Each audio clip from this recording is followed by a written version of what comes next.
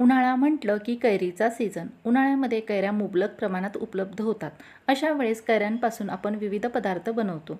जसे की कैरीचे लोणचे, कैरीची वाटली डाळ, कैरीचे पन्हे, कैरीचे सरबत, कैरीचा गुळंबा. तर आज आपण अगदी 10 मिनिटात तयार होणारे गरमागरम चमचमीत असे कैरीचे थालीपीठ बनवणार आहोत. रेसिपी तुमच्याबरोबर नेहमीप्रमाणेच भरपूर टिप्स शेअर केलेली आहे.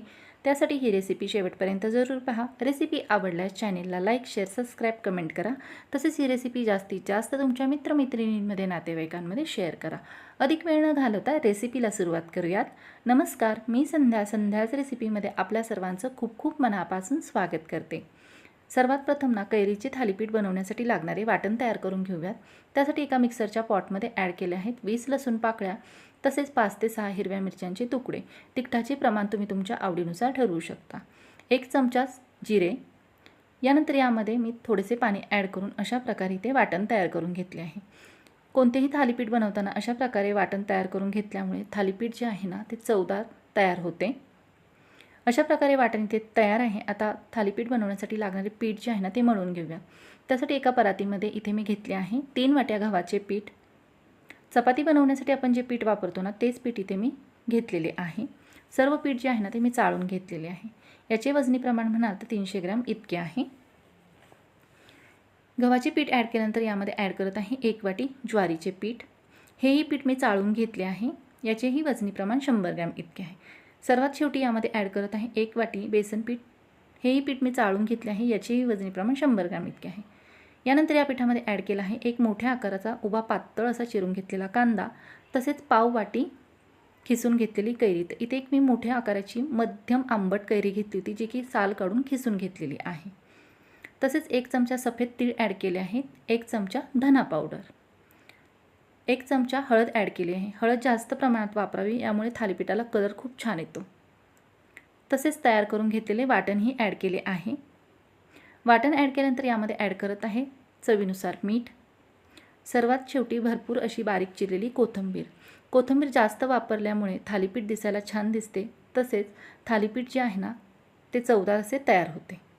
आता हे सर्व साहित्य जे आहे ना या पिठामध्ये व्यवस्थित असे एकजीव होईपर्यंत मिक्स करून घेऊयात. तर या पिठामध्ये कैरी ॲड करताना ना तुम्ही तुमच्या चवीनुसार कैरी ॲड करायची आहे. तुम्हाला जर जास्त आंबट आवडत असेल ना तर जास्त प्रमाणात कैरी ॲड करावी. कमी आंबट आवडत असेल तर कमी प्रमाणात कैरी ॲड करावी. तर इथे मी मध्यम आंबट अशी कैरी घेतली होती, जी की पाव वाटी यामध्ये ॲड केलेली आहे. सर्व साहित्य व्यवस्थित असे मिक्स करून घेतल्यानंतर आता यामध्ये थोडे थोडे पाणी ॲड करत इथे मी थालीपीठासाठी लागणारे पीठ जे आहे ना ते मळून घेत आहे. पाणी एकदम जास्त प्रमाणात ॲड करायचे नाही, तर पीठ जे आहे ना ते पातळ बनले जाते. पातळ पीठ बनल्यामुळे आपण यामध्ये आणखीन पीठ जे आहे ना ते ॲड करतो. अशा वेळेस काय होते, यामध्ये आपण जे मसाले ॲड केले आहेत ना त्याचा बॅलन्स चुकला जातो व थालीपीठाची चव जी आहे ना ती बिघडते. तर इथे पाहू शकता थोडे थोडे पाणी ॲड करत मी थालीपीठासाठी लागणारे पीठ जे आहे ना ते मध्यम सेलसर असे मळून घेतले आहे. आता हे पीठ मी 10 मिनिटे छान असे भिजून देणार आहे. त्यासाठी यावरती एक झाकण ठेवले आहे. 10 मिनिटे झालेली आहेत. आता इथे पाहू शकता पीठ जे आहे ना ते छान असे भिजले गेले आहे, कारण यामध्ये आपण गव्हाचे पीठ ॲड केले होते. पीठ छान असे भिजले गेले आहे. आता थालीपीठे बनवून घेऊयात. थालीपीठे बनवण्यासाठी इथे मी पोळपाट घेतला आहे. त्यावरती एक कॉटनचा रुमाल घेतला आहे. हा रुमाल मी पूर्णपणे ओला करून घेतला आहे. थालीपीठ बनवण्यासाठी तयार पिठाचा एक गोळा घेऊन ना इथे मी आता थालीपीठ थापून घेत आहे. थालीपीठ थापताना जर हाताला चिकटत आहे असे वाटत असेल ना तर अशा वेळेस पाण्याचा हात घेऊन हे थालीपीठ जे आहे ना ते थापून घ्यायचे. थालीपीठ जास्तीत जास्त पातळ थापून घ्यायचे. जाड थालीपीठ थापले ना तर खाताना घशामध्ये अडकले जाते. तर इथे मी दाखवल्याप्रमाणे हे थालीपीठ जे आहे ना तर अशा प्रकारे पोळपाटावरती छान असे पातळ थापून घ्यायचे. थालीपीठ छान असे आपले थापून घेतले आहे. पाहू शकता इतपत पातळ थालीपीठ इथे मी थापले गेले आहे.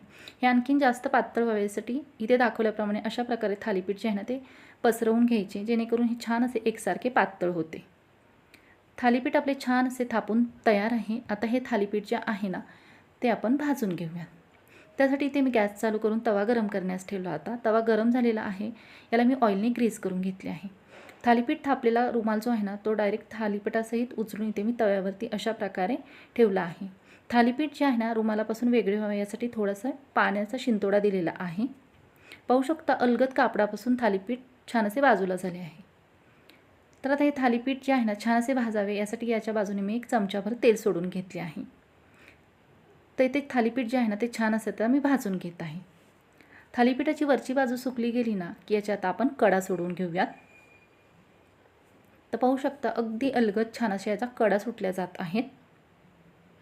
तर आता हे थालीपीठ दुसऱ्या बाजूने भाजण्यासाठी पलटवून घेतले आहे. दुसऱ्या बाजूनेही 1 चमचाभर तेल सोडून घेतले आहे. तुम्हाला जर इथे तेलाचा वापर करायचा नसेल तर तुम्ही नाही केला तरीही चालेल. परंतु थालीपीठ जे आहे ना ते थोड्याशा तेलामध्ये बनवलेलं तर खाण्यासाठी छान असे चवदार लागते.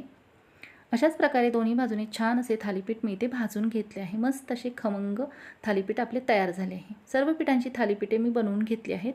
त्यातील काही थालीपीठे खाण्यासाठी सर्व केली आहेत. तर पाहू शकता थालीपीठांचा कलर, टेक्स्चर किती छान असे दिसत आहे.